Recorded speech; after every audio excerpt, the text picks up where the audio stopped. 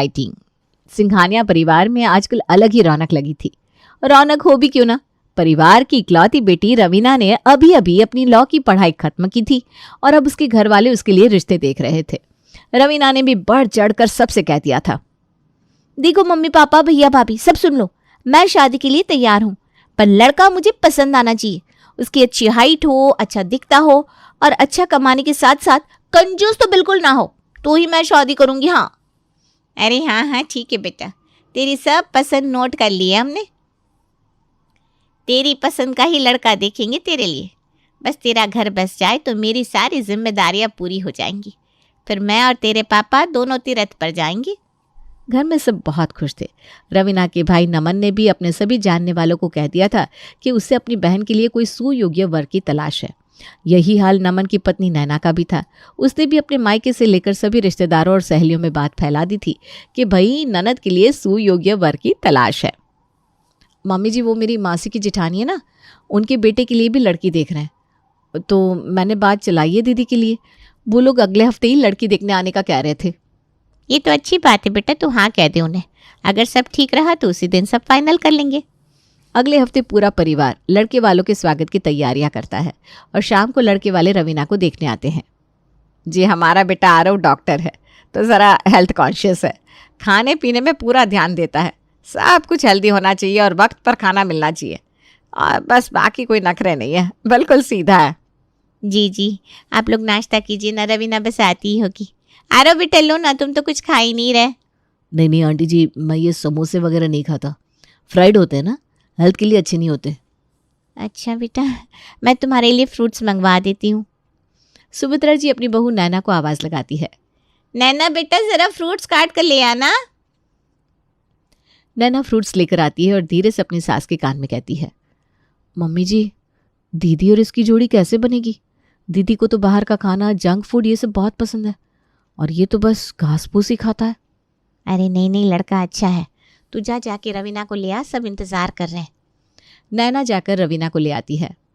सुभद्रा जी, एक बार लड़का लड़की अकेले में बात कर ले तो अच्छा रहेगा। हाँ जी, क्यों नहीं। रवीना बेटा, आरव को टेरेस पर ले जाओ। रवीना और आरव छत पर अकेले में बैठते हैं और आरव कहता है, रवीना जी, मुझे लगता है आपको अपने वजन पर ध्यान देने की ज़रूरत है। अब डाइटिंग क्यों नहीं करती? डाइटिंग और मैं ना बाबा ना, मुझसे नहीं होगा ये।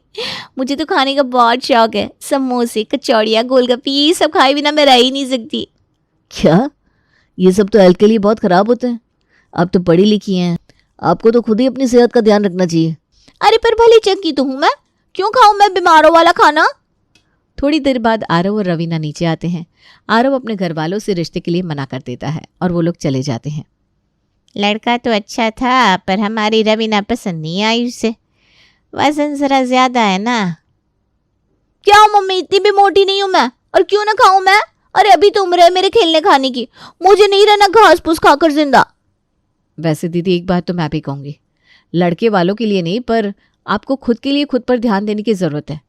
आपको अब एक्सरसाइज और डाइट पर ध्यान देना चाहिए। अपनी भाभी की बात रवीना को दिल पर लग जाती है। वो गुस्से में कहती है, ठीक है, आप लोगों को भी मैं मोटी लगती हूँ ना, तो ठीक है, अब से नहीं खाऊंगी मैं अपनी पसंद का, कल से सिर्फ डाइट फूड खाऊंगी। और रवीना गुस्से में पैर पटकते हुए अपने कमरे में चली जाती है। चलो अच्छा है, गुस्से में ही सही, पर कम से कम अपनी सेहत पर ध्यान तो देगी अब ये लड़की।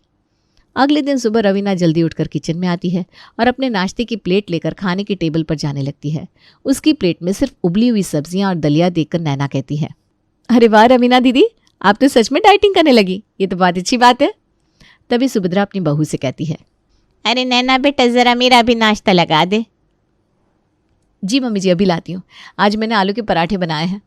ये कहकर नैना सुभद्रा का नाश्ता लेकर आती है। आलू के पराठों की खुशबू से पूरा घर महक उठता है और रवीना के मुंह में पानी आ जाता है। वो अपनी प्लेट में पड़े दलिए और उबली हुई सब्जियों को देखकर थोड़ा उदास हो जाती है। तभी नैना सब लोगों से कहती है, खाकर बताइए कैसे बने हैं पराठे।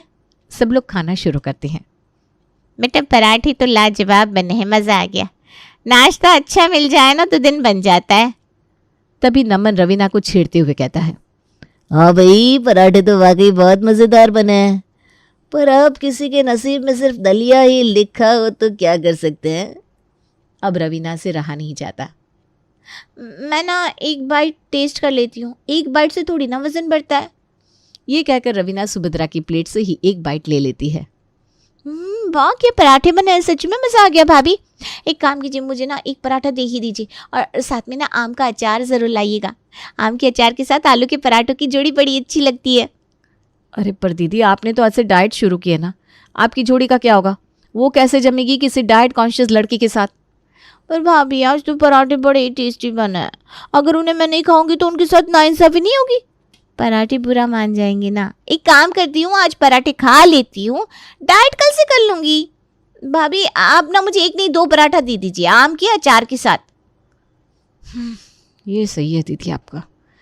नैना एक प्लेट में रवीना को आलू के पराठे और आम का अचार ला कर देती है। रवीना बड़े ही चाव से पराठा और अचार खा लेती है। दोपहर के वक्त सुभद्रा सोफे पर बैठी टीवी देख रही थी। पास ही रवीना भी बैठी थी, जो एक प्लेट में कटे हुए सलाद खा रही थी। सुभद्रा रवीना की प्लेट की ओर देखते हुए कहती है, अरे दोपहर के खाने का वक्त हो चला है और तू अभी सलाद खा रही है? हाँ मम्मी, मैं दोपहर के खाने में सलाद खा रही हूँ क्योंकि मैं डाइट पर हूँ। तभी दरवाजे की घंटी बजती है। नैना उठकर दरवाज़ा खोलती है। सामने पड़ोस की सुलेखा आंटी हाथ में एक डिब्बा लिए खड़ी थी। अरे नैना, सुभद्रा घर पर है क्या? हाँ आंटी, आइए ना अंदर। नमस्ते। नैना सुलेखा आंटी को अंदर ले आती है। वो सुभद्रा के पास सोफे पर बैठ जाती है। अरे सुलेखा कैसी है? आज मेरी याद कैसे आ गई तुझे? मैं बिल्कुल ठीक हूँ। असल में मैंने ना मन्नत मांगी थी कि अगर मेरी बेटी वीना की शादी तय हो जाएगी तो मैं हनुमान जी को 51 मोतीचूर के लड्डुओं का भोग लगाऊंगी। आज वो मन्नत पूरी हो गई तो सोचा सबसे पहले तुझे प्रसाद दे आऊं। ये कहते हुए सुलेखा आंटी सुभद्रा की ओर मिठाई का डिब्बा बढ़ा देती है। नैना खुश होते हुए कहती है, अरे वाह आंटी, बधाई हो, ये तो बहुत खुशी की बात है। हाँ सच में बड़ी अच्छी खबर है, हमारी वीना की तो तकदीर खुल गई। बहुत बहुत बधाई हो। Thank you thank you. अच्छा सुभद्रा, अब मैं चलती हूँ, और घरों में भी प्रसाद देना है, फिर मिलते हैं। ये कहकर सुलेखा आंटी वहाँ से चली जाती हैं।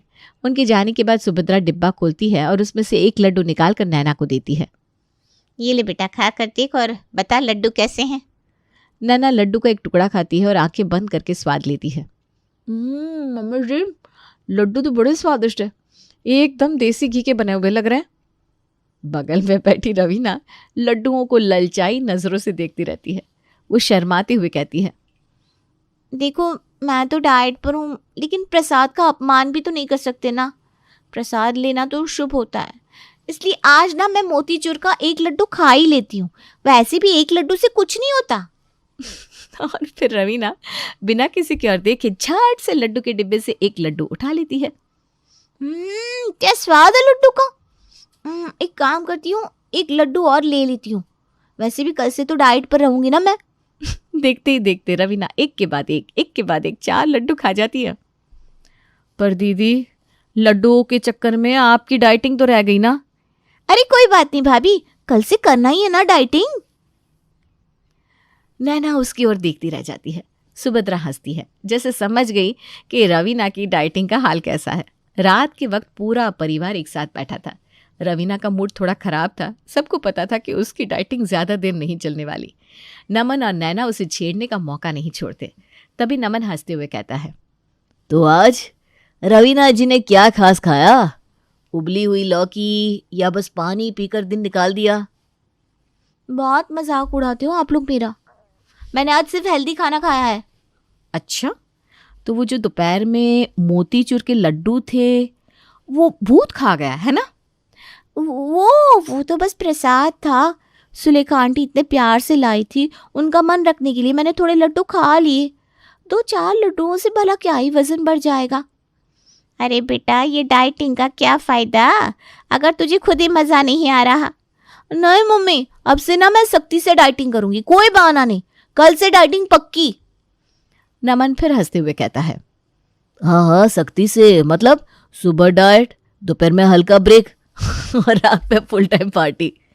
सब हंसने लगते हैं। रवीना गुस्से में कुशन उठाकर नमन की तरफ फेंकती है। रवीना मन ही मन जानती थी कि डाइटिंग उसके बस की बात नहीं, लेकिन फिर भी उसने ठान लिया था कि वो डाइटिंग पक्का करके रहेगी। हालांकि घर वालों को पता था कि ये पक्का बस अगले खाने तक ही रहेगा। अगले दिन शाम के वक्त रवीना अपने कमरे में बैठे बैठे सोच रही थी, बस अब बहुत हो गया, आज से पक्का डाइटिंग शुरू। अब कोई भी लालच नहीं। मेरा डाइटिंग अभियान आज से शुरू होता है। तभी बाहर से उसकी सहेली नीतू की आवाज आती है। अरे रवीना सुन, देख पानी पूरी वाला आया है, चल बाहर आ जा, दोनों मिलकर पानी पूरी खाते हैं। रवीना कमरे से बाहर आती है।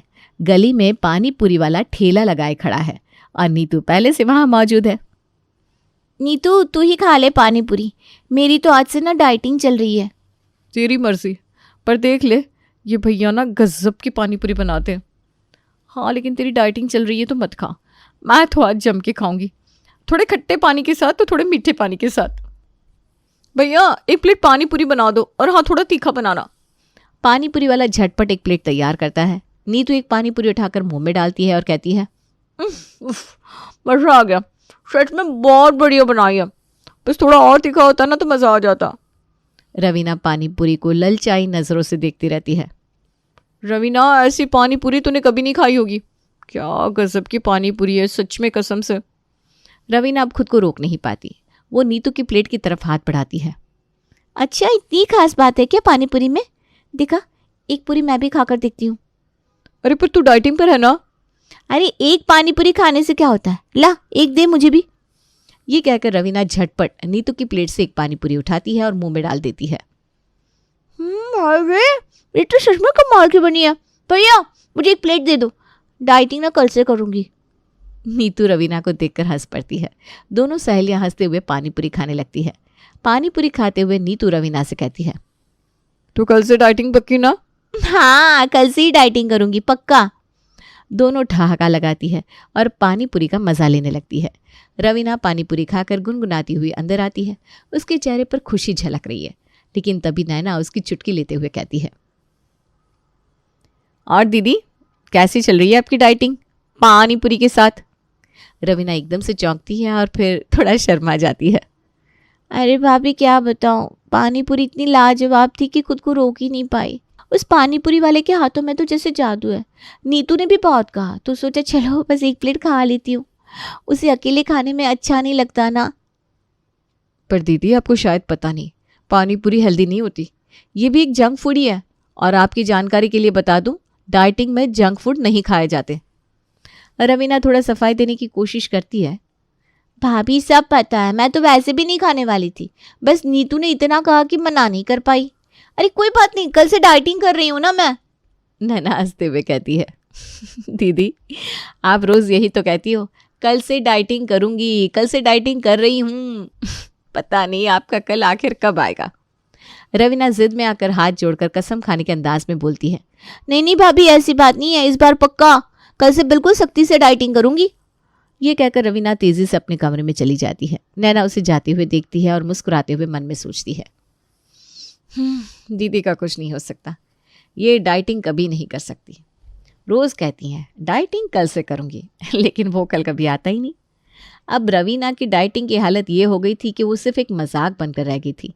हर दिन नए इरादे, हर दिन नई कसम, लेकिन नतीजा वही, डाइटिंग कल से करूंगी। ये वाक्य अब जैसे रवीना का तकिया कलाम बन गया था। तभी दरवाजे की घंटी बजती है। नैना दरवाज़ा खोलती है तो सामने पड़ोस की सुलेखा आंटी खड़ी होती है। अरे सुभद्रा क्या हाल चाल है, सब ठीक ठाक चल रहा है ना? हाँ हाँ सब बढ़िया, तू सुना, आज अचानक कैसे आना हुआ? तभी नैना और नमन भी वहाँ आते हैं और बातचीत में शामिल होते हैं। अरे मैं तेरे घर पर एक अच्छी खबर लेकर आई हूँ। रवीना के लिए एक बहुत अच्छा रिश्ता आया है। मेरी बहन का ही बेटा है, सॉफ्टवेयर इंजीनियर है। मैंने रवीना के बारे में उन्हें बताया तो वो लोग बहुत खुश हो गए। वो तो जल्दी से जल्दी रिश्ता पक्का करना चाहते हैं। तो कहे तो लड़का अपने परिवार के साथ आकर रवीना से मिल ले। आंटी वो लोग कहाँ रहते हैं? इसी शहर में रहता है बेटा। अगर बात पक्की हो गई तो रवीना को शहर छोड़कर भी नहीं जाना पड़ेगा। तुम सबसे मिलती जुलती भी रहेगी। घराना भी अच्छा और संस्कारी है। अरे वाह, फिर तो अच्छी बात है। ठीक है, इस रविवार को उन्हें घर बुला लो, सब अच्छा रहा और भगवान ने चाहा तो रिश्ता पक्का हो जाएगा। ठीक है सुभद्रा, मैं उनसे कह देती हूँ कि रविवार को आ जाए। अच्छा अब मैं चलती हूँ, घर पर बहुत काम पड़ा है। ये कहकर सुलेखा आंटी उठती हैं और दरवाजे की ओर बढ़ती हैं। सुभद्रा उन्हें दरवाजे तक छोड़ने जाती हैं। रविवार के दिन पूरा घर सजा सवरा होता है। परिवार के सभी लोग तैयार होकर लड़के वालों का इंतजार कर रहे थे। रवीना अपने कमरे में बैठी थी। बाहर नैना, नमन और सुभद्रा बेहतरीन खातिरदारी के इंतजाम में लगे हैं। तभी दरवाजे की घंटी बजती है। लो भाई मेहमान आ गए, नैना दरवाज़ा खोलो। नैना दरवाज़ा खोलती है। लड़के वाले अंदर आते हैं। लड़की का नाम दीपक है। सुभद्रा और नैना उनका स्वागत करती हैं और बैठने को कहती हैं। आइए आइए, बहुत अच्छा लगा आप सबका आना।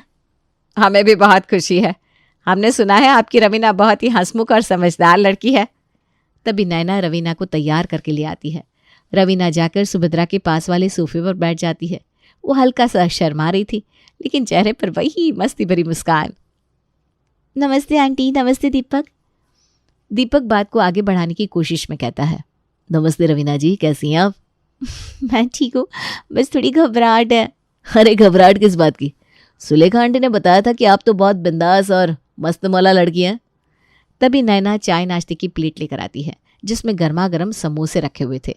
दीपक और उसके परिवार के लोग नाश्ता करने लगते हैं। दीपक भी एक समोसा उठाता है और खाने लगता है। अरे वाह, ये तो गुल्लू हलवाई की समोसा है ना? मेरे फेवरेट है ये। सच में लाजवाब समोसे बनाता है। रवीना, आप भी लो ना। दीपक के कहने पर रवीना एक समोसा उठा लेती है। जैसे ही पहला कोर मुंह में डालती है, उसे एहसास होता है कि सबकी नजरें उस पर है, खास करके नैना की, जो हल्की मुस्कान दबाए हुए है। तभी अचानक रवीना के मुंह से निकल जाता है। आज खा लेती हूँ, डाइटिंग कल से करूँगी। पूरा कमरा ठहाकों से गूंज उठता है। रवीना खुद भी हंसने लगती है और फिर हल्का सा शर्मा जाती है। तभी दीपक चौंक कर कहता है। आप डाइटिंग भी करती है, पर इसकी क्या ज़रूरत है? आप तो वैसे ही इतनी अच्छी दिखती हैं। नैना मुस्कुराकर कहती है। अरे दीपक जी, पिछले कई हफ्तों से सुन रहे हैं, डाइटिंग कल से करूँगी। लेकिन रवीना दीदी का वो कल कभी आता ही नहीं। सभी लोग हंस पड़ते हैं। दीपक समझ जाता है कि रवीना खाने की कितनी शौकीन है। वैसे रवीना जी, मुझे फ़र्क नहीं पड़ता कोई मोटा हो या पतला, इंसान का दिल अच्छा होना चाहिए। और मुझे लगता है कि आप बहुत अच्छी इंसान हैं। तो फिर हमें यह रिश्ता मंजूर है। घर में खुशियों की लहर दौड़ जाती है। रवीना हल्की मुस्कान के साथ दीपक को देखती है और कहती है। वैसे दीपक जी, शादी में अच्छा दिखने के लिए अब तो पक्का कल से डाइटिंग करूँगी। सभी जोर जोर से हंसने लगते हैं। घर में खुशी का माहौल बन जाता है।